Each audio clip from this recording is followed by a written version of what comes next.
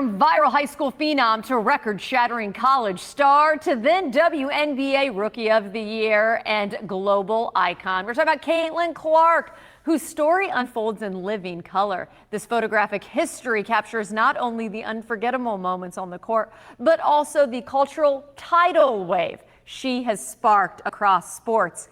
And the man behind it, sports media veteran, journalist Robin Lundberg. Robin, what is going on? It's good to see you today. How you doing?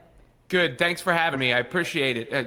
The morning blend, it makes it. I got a little bit more pep in my step now. Good. That's what we go for. That's what I even have my coffee sitting here, so I'm always adding pep. Hey, Robin, I always love talking with authors that focus on sports personalities. And Caitlin is, these days, she is it. What was it about her that you wanted this compilation to kind of begin and put it together in a book? Yeah, so I've been following this story extraordinarily closely through my YouTube work and the verticals I run on the Sports Illustrated network that cover women's basketball and the Indiana Fever specifically. And I've seen the fan base, and I've seen the support, and I've seen the story unfold, and I've been, at the WNBA All-Star game and at Fever games in various places to experience it and live it in real time. But more or less, I feel like I wanted to take it back to the basics and relive what really made this story in the first place, which was the basketball, starting at Iowa into the WNBA. A lot has transpired since. A lot of conversation has, sprung from it.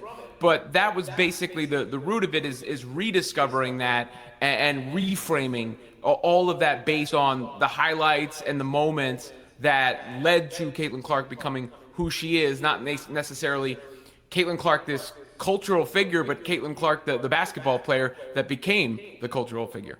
And it's interesting to talk about kind of that transgression, if you will, because when she was back at the University of Iowa 2020, she started to get attention at that time. Are you able, or were you able to witness her transformation?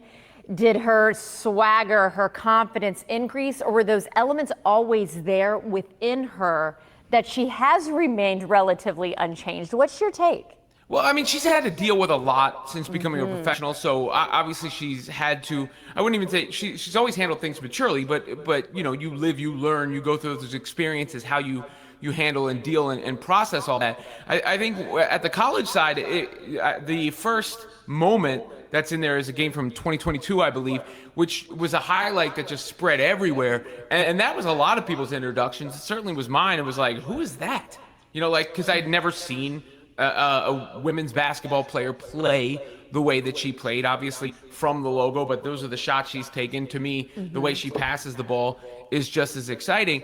And that continued to grow and grow and grow and snowball at the college level. And the best statistic that I can use to sum it up is when you look at the national championship game, right before she went to the WNBA, the game against South Carolina in the title game, 19 million viewers and change. It was viewed by more than 4 million more people than the men's side. And I never in a million years would have thought that the women's national championship game, women's March Madness, would outdo the men. So I covered that in real time, and then I really closely covered the WNBA side and everything that has taken place since then. So I was prepared to relive it and recount it rather than having to go back and do it. I like that. And I'm glad you brought up what it has done for basketball and the viewership, for instance. I know in my own house, we watch WNBA more than we ever have before, especially if the Fever's playing, and that is the Caitlin Clark effect. What do you think she has been able to do on the sport, and what can the WNBA do maybe to increase this and use this to continue to build a larger fan base? Well, I think they are already. I think they need some more strong leadership at the front to make sure that their narrative doesn't get hijacked and spun into other things. But if you look at all of the data points and the numbers, the new media rights deal has already kicked in. Just this past weekend, the Fever game against the Lynx did 2.5 million viewers at 1 o'clock on Sunday. Franchise valuations are way up. The Connecticut Sun, who were, and still are a not really high-profile team, they were bought for $10 million. They just sold for 300-something million. The Golden State Valkyries got $1 billion valuation. $1 billion valuation. They're selling out their games out in the Bay Area. So attendance is up, ratings is up. The CBA that they just signed is the biggest pay raise in the history of sports. So like all of it's happening. It's happening. It's just they got to make sure people understand that rather than allow whatever other nonsense, as Barack Obama told Caitlin Clark, don't let the nonsense get to you. Whatever other nonsense is out there to be what is thrown into the public sphere. I love being able to talk about Caitlin Clark, the growth of the WNBA. Robin, again, there's a look at your book. Thank you so much for this conversation today. Thank you for having me. Appreciate it.